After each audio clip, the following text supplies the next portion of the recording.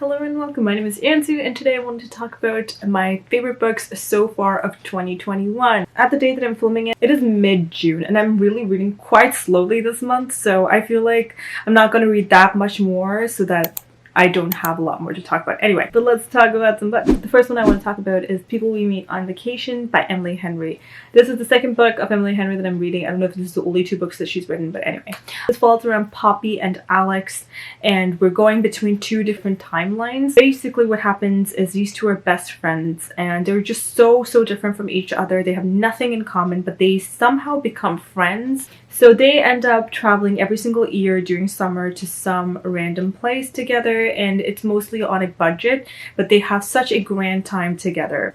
Obviously, since these two are friends, they do have relationships of their own sometimes, and when they're in relationships, most of the time the people that they're with gets jealous of the other person because they're just so close and they don't end up talking as much. I believe this friendship started when they were just beginning college. Alex is this khaki-wearing nerdy guy and he's very quiet and shy basically, and Poppy is very wild, very loud of a person. Until 2 years ago, they kept going on these vacations, having a good time. But we're constantly hinted on something happening in Croatia, I believe 2 years ago, and we don't know what that is. So basically, each chapter or every other chapter, we're just going back and forth. So we have this summer, and maybe 10 summers ago, this summer, and 9 summers ago, and we just keep going down to figure out what happened in Croatia. It is a very sweet romance. It is a friends to lovers kind of a romance, and it was so cute. It was very sweet. It was also kind of emotional and raw,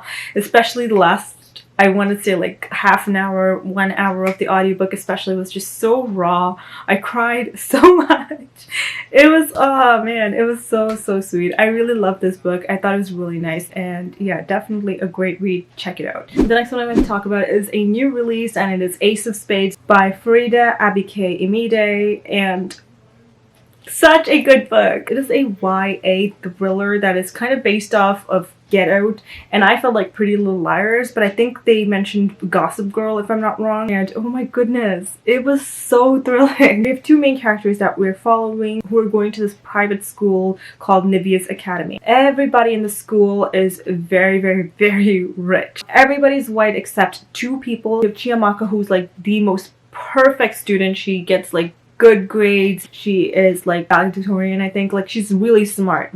But soon enough, people will find out something that to get to that position of power today. She's head girl, if I didn't mention. That's what I meant by power, but anyway. We also have on the flip side Devin, who is a very talented musician, and some of his really private photos actually go public due to this really evil character called Aces. So someone is really out to get these two characters, and we don't really know why, and we're trying to figure that out. Oh my gosh. Especially the epilogue of this book. Chills. Fucking chills. So good. I seriously love this book so much. I would highly recommend you guys to pick this one up. Next one, I got an early copy of The Therapist by B.A. Paris, which is coming out in July. But this one is also a mystery thriller kind of a situation. I talked more about this in my May wrap-up, so if you want to check that out as well, please go ahead. We follow around Alice and Leo, who's basically moving into this really new renovated house in this place called The Circle. So basically their house is in a circle and it's a closed and gated community. People without the password can't get in, or they have to be invited in. So Alice becomes super obsessed with the person who lived in that house 2 years prior, and trying to figure out her whole life situation and what the hell happened there. But no one in the community really wants to talk about what happened, and it feels like everyone is hiding something and nobody knows for what reason. Trying to really just figure out the secrets, what's going on, and all the creepy stuff, and it's so good. Absolutely loved it. Of course, the next one is At Your Age, Eve Brown by Talia Hibbert. It was just so good. This is a very nice romance between Eve Brown and Jacob Wayne. And Jacob Wayne is this really controlling guy, and Eve is just a very carefree, bubbly, colorful person. Basically, Eve gets written off of the trust fund that was created by her parents because she does not stick to anything, like no career, no studying, like nothing. She does not stick to anything. So her parents were just like, you have to find a job, stick to it for a year, then we'll put you back onto the trust fund. Eve, in the hopes of trying to like get a good job, drives around and stops by this really cute B&B, and she meets up with Jacob. He's kind of really mean to her, and in the end she actually gets the job after Eve kind of hits him with her car. And there's a romance that's involved in here. Also, Jacob is autistic, and I just really like the way that it was kind of written into here. It was just very smooth sailing, and there was no drama in there. These characters are so wonderfully themselves, so sweet. Absolutely love it. Really good. Next up, I want to talk about A Court of Silver Flames by Sarah J. Maas. I really enjoyed this book. Listen, it is a guilty pleasure series for me. I know it's not the best work out there, but still, I really like the series as a whole. I love Cassian as a character so much, and we're following him around in this book, so I adore him, especially even through like Aquatar. I loved him so much. I was not a huge fan of Nesta, though. I just did not think that she was a good person. She did not care enough for Farah, and she's acting all like entitled now. She's like, oh my god, you don't care about me? But you were a bitch the whole time. Like, you did nothing to help. I understand, okay, if it were me in her position, maybe I wouldn't go like outside in the middle of the night, like 4 a.m. or whatever, to go chopping wood like Farah did. I probably wouldn't do that. But the money that Farah got in was just to survive. And if there was like a little extra, she would spend it on like whatever she wants to. I understand that. But the money she brought in mainly was to survive.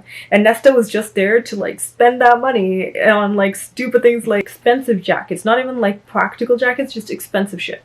And I hated that. I hated that so much. Like, she was so responsible with things, and she was like trying to make a point. But like, you are such an asshole. You have no money and you know you're suffering.